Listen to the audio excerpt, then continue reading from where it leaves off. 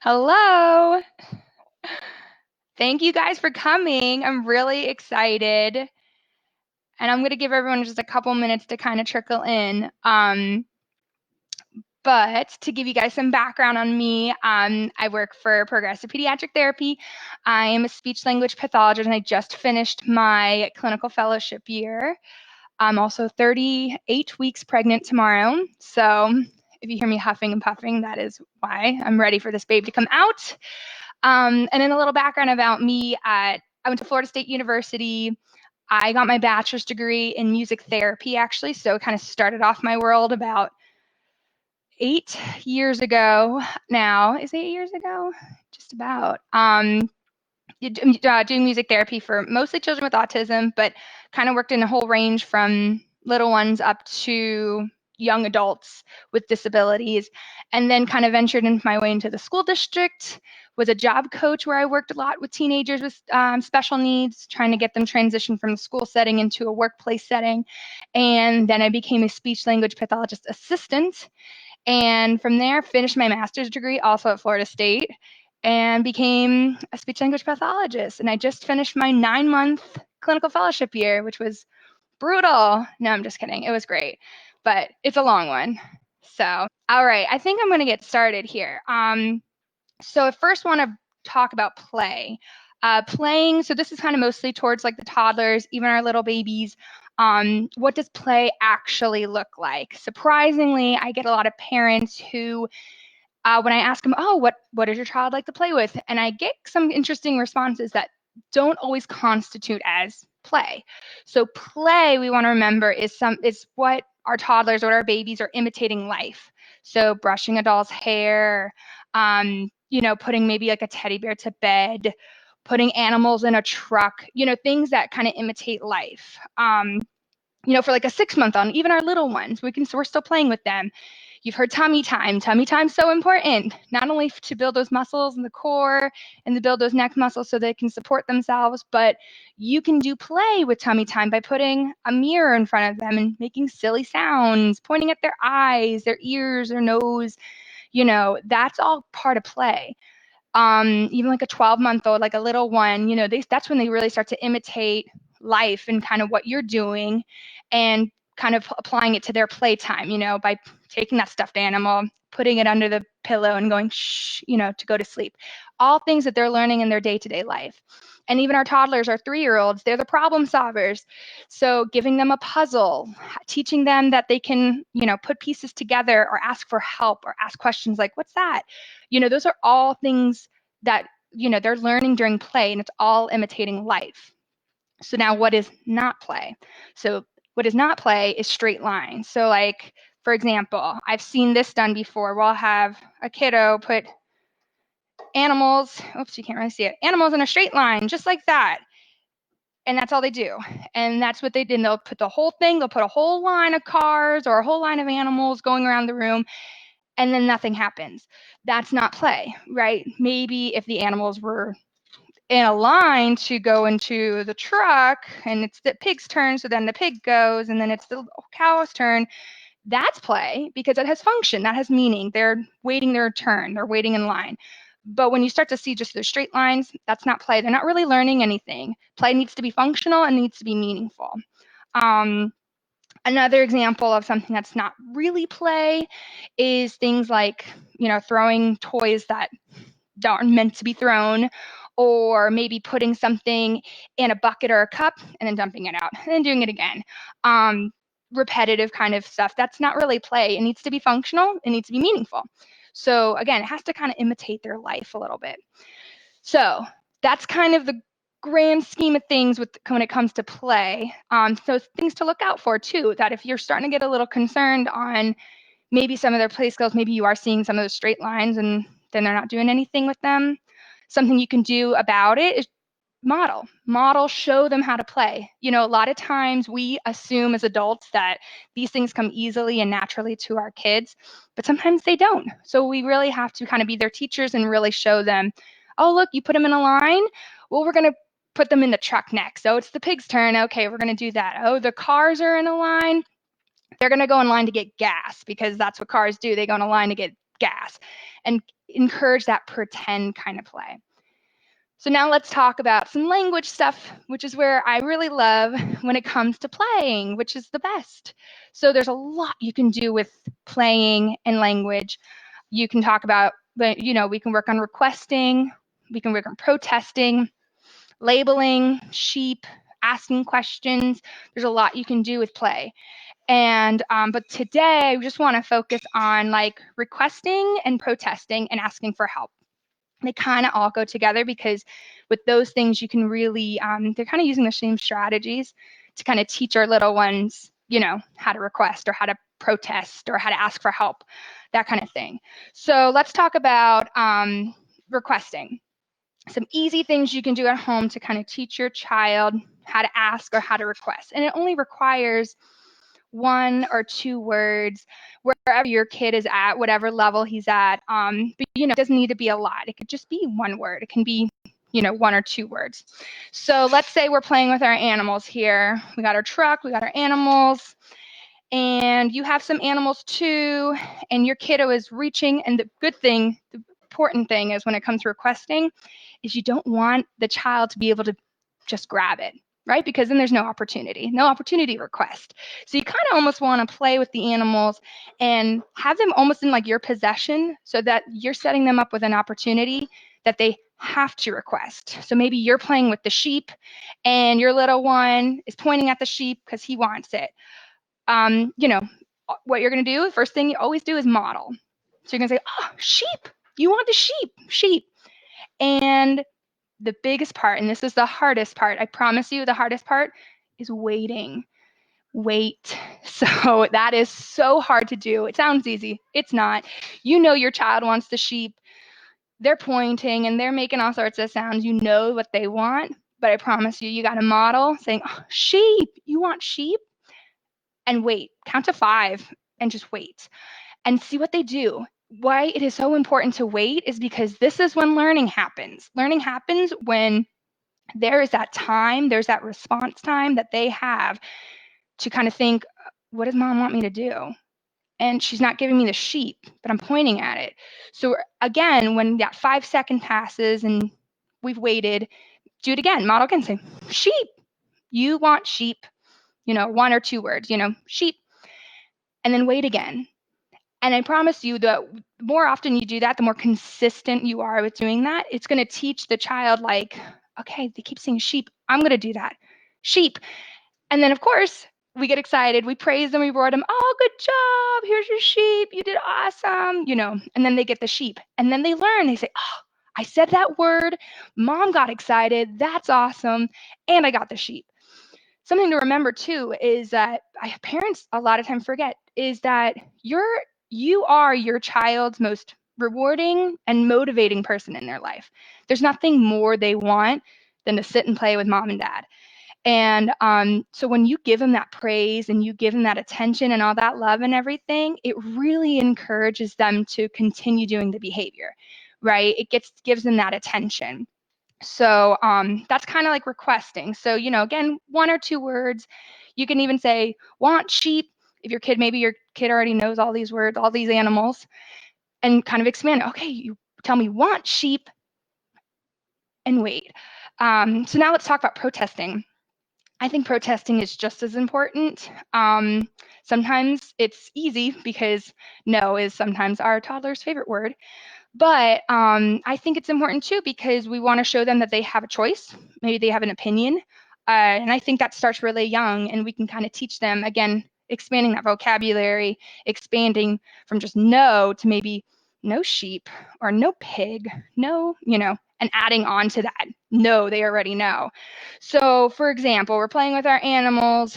You've got the pig and our kiddo is pointing at sheep because they really, really want the sheep. So maybe you say, oh, cow? You want the cow? And they're going to be like, So then again, you model. You say, oh, no cow. And wait. Again, you're waiting. Waiting is so important. Wait the 5 seconds. Count to 5 in your head. And then repeat yourself. Then model. No cow. And wait. And then, okay, so now they're getting frustrated. They're like, well, no, I'm pointing at the sheep. So grab the pig. Do the same thing. Well, the pig. And they got to tell you, they're shaking their head. You say, oh, no, pig. So tell me, no, pig. And wait. And then finally, maybe the third time around, you can say, oh, sheep. And then there gives them the opportunity to say, yes, sheep, or want sheep, requesting that again.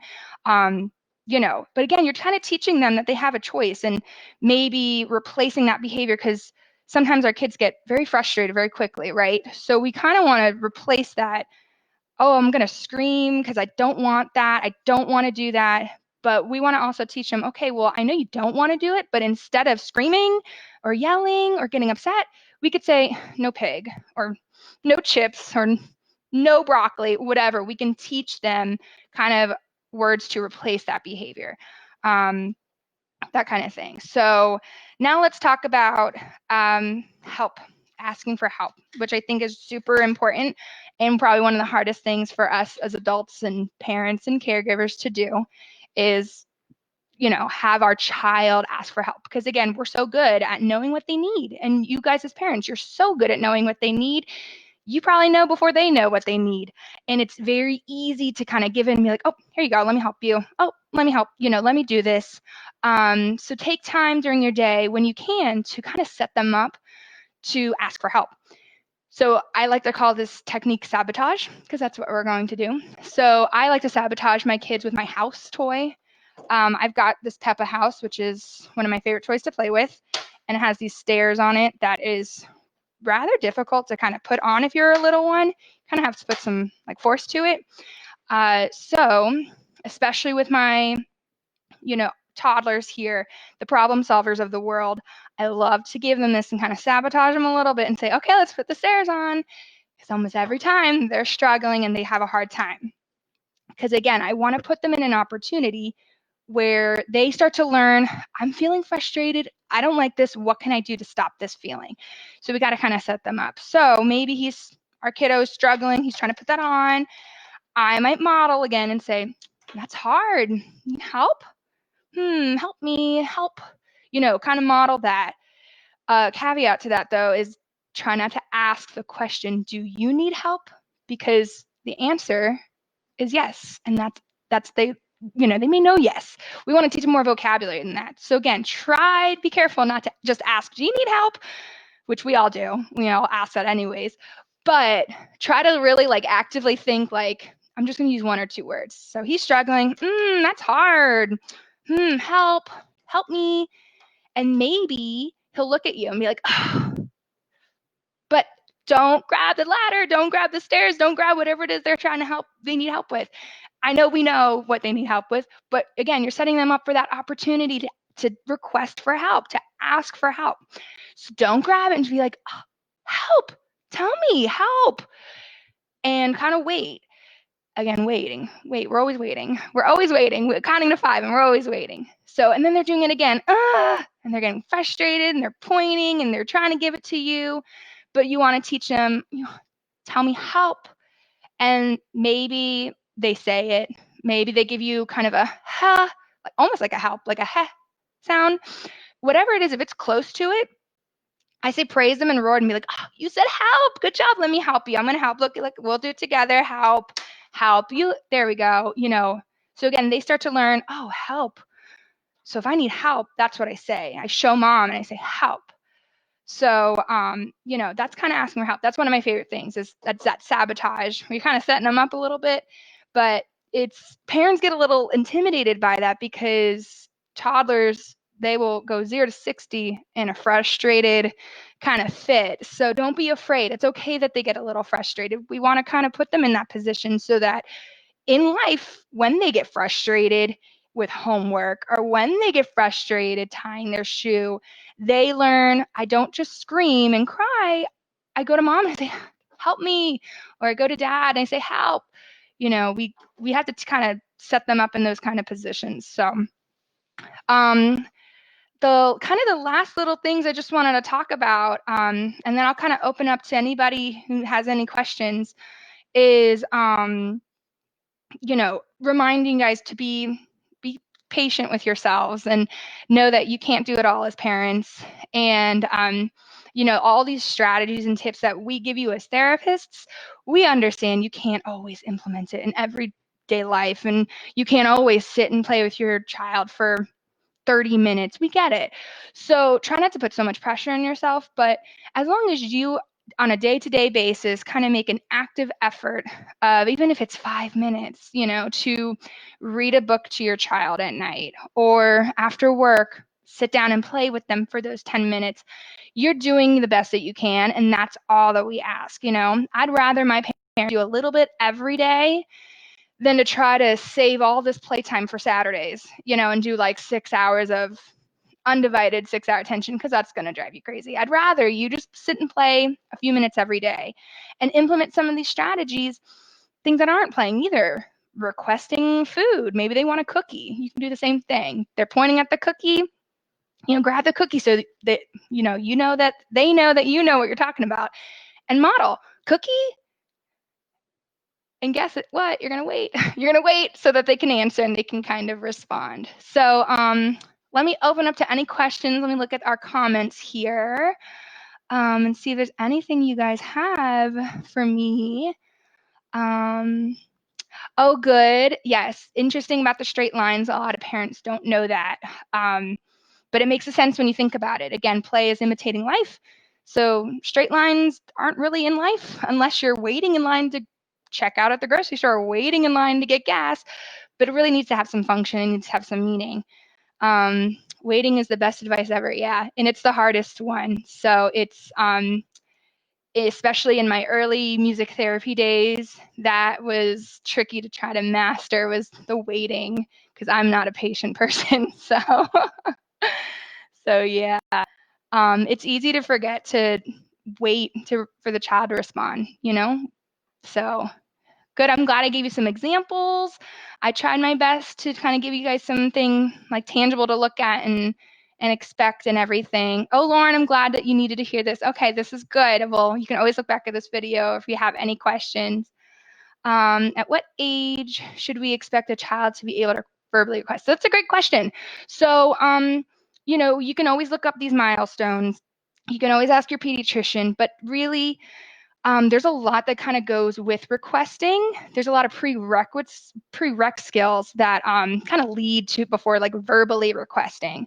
I kind of always say, like, in the first year, like between 1 and 2, you're looking at 1 and 2 words. You're looking at mama, dada. You're looking at kind of those kind of words. But every child really learns differently and learns at a different pace. So it's kind of a fine line where if you're really worried, talk to your pediatrician and get that speech and language referral. But also kind of keep in mind too that, try not to compare your kiddos to other kiddos. Everyone learns at a different pace. And unless you're, maybe 3 years old and not talking yet, that's a concern. But if they're 18 months, 12 months, and maybe they're saying 10 words, keep an eye on it. Definitely don't want to like throw it under the rug, but I would talk to your pediatrician and say, hey, is this normal? What do you suggest I do? And see if you need that speech and language evaluation. Some of those prereq skills that happen before verbal requesting, though, are gestures. It is that pointing. It is that like kind of those gestures that show I'm asking for something, I'm just not verbalizing. So that's even more important. So if you're really not seeing even like the pointing or the gestures, or I want up, like those kind of gestures, those happen first. So if you're not seeing those, then I would definitely talk to your pediatrician about getting a speech and language evaluation.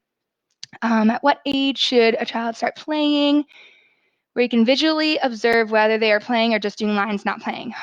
It kind of ranges. So I'll take the example of like a 6-month-old. You're not really going to see like tangible play. You're just going to see like the silly sounds. You're going to see facial expressions. You're going to start to see them recognize, like turning their head towards a sound, that kind of thing. By 12 months is kind of where you start to see a little bit more of that play, where maybe they're building blocks, putting blocks on top of each other. Maybe they do have a baby and they're feeding the baby. Those early skills where they eat every day and they drink every day. So those are some easy ones that you can kind of see, getting a baby and are they putting the baby to sleep. And then as they get older, you'll start to see those play skills kind of get a little bit more complex and a little bit more involved. Can you elaborate more on modeling? Are you imitating what they should say? Yes, so you are. Modeling is imitating, and it's very tempting to model a lot of words in a sentence because that's how we talk. But you kind of have to train yourself on bringing it back to the child's level. So if your child is not talking, you want to bring it to one word. Sheep. Tell me, sheep. Maybe they know all the animals, but you're trying to expand it to I want sheep. Bring it to 2 words. Even say, okay, tell me, want sheep. And again, you're just kind of modeling so that they can imitate what they're hearing. And I think there's another question here. How do you deal with a frustrated child who throws things? Well, you are patient, right? So I like to kind of play investigator and see why are they throwing the items if they are frustrated. That frustration time is a fine line. It's a good teaching moment, but you don't want to get them so far that they have a total tantrum. So, you kind of have to be a little bit of an investigator. And if you see they're starting to really amp it up with the frustration, maybe asking for help, then, kind of give in and be like, okay, help, here you go, let me help you. And go ahead and help them. Again, I guarantee you the first time you try these little strategies, they may not say anything right away. But you're teaching them, you're modeling, you're giving it the model, wait, model, wait, model, wait, and then doing the action for them. You're still teaching them. So hopefully you can kind of navigate your child so that you can do those strategies before they get too frustrated where they're having a tantrum. But remember that being a little frustrated is okay. That's kind of how life works. We get a little frustrated sometimes and we have to learn how to deal with those feelings. So what are some good tummy time examples using play? There's a lot of really good resources. I love the mirror. Mirror is awesome because they start to recognize themselves in the mirror and you can kind of like do body parts, make silly sounds. It's amazing what how much learning can happen in front of a mirror because it's very rewarding to the child to kind of see themselves make silly sounds or see themselves touch their nose or touch mommy's nose or daddy's ear. It's very rewarding. So some of the tummy time play is a lot of that core strength and building those muscles and everything, but you can still kind of do music. Music's a really good one to kind of play, especially songs that like have a lot of like anticipatory type features in the song. And I mean that by like, you're kind of waiting. So we're walking through the jungle, what do you see? I think I see that anticipating like what's about to happen. That's really good kind of songs and music and things that you can do during tummy time too. So, but I think that kind of wraps up the questions. Feel free to comment any other suggestions you have for our new lunch and learns that we're doing on Wednesdays at noon for progressive pediatric therapy. And then one more announcement too is that we've been launching story time. So if you have any little kiddos, Tuesdays and Thursday nights at 7 o'clock, we rotate our therapists throughout the whole practice, reading a story, one of their favorite books. It's a blast. Miss Molly kicked us off last week with The Very Hungry Caterpillar. Miss Catherine did last night on a Dr. Seuss book. She dressed up like a lion. It was awesome. The kids loved it. I'm doing mine tomorrow night. And I have, it's also going to be a very musical animal kind of week because Miss Catherine sang and did her book, and I'm going to be singing and playing guitar with my book tomorrow. Very musical week. So yeah, so those are a couple announcements. And then feel free to reach out if you guys have any questions or ideas, topics you want us to talk about. We'd love to help you guys out, okay? So thank you guys for joining me. I hope you had fun, enjoyed your lunch. I'm glad it was informative, and I really appreciate it. All right, guys? Awesome. Yes, tummy time is great. Isn't it the best? And yep, reaching for items too. So, all right, guys, thank you so much. You guys be safe, be healthy, and happy. Have a good one.